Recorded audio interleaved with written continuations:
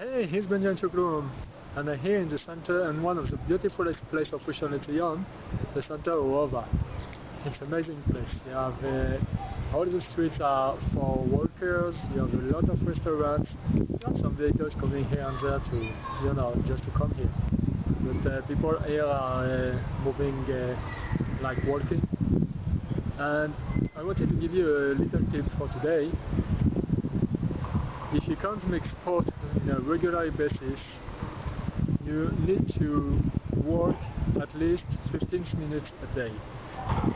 First of all, because when you are outside of the house, you have the sun that is giving you one of the vitamins you can't find in the food. It's called vitamin D, and you need at least the sun to touch your body every day.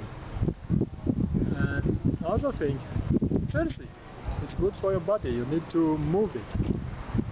Okay, so if you like my videos, you can subscribe to my channel and see you on the next video. Bye bye.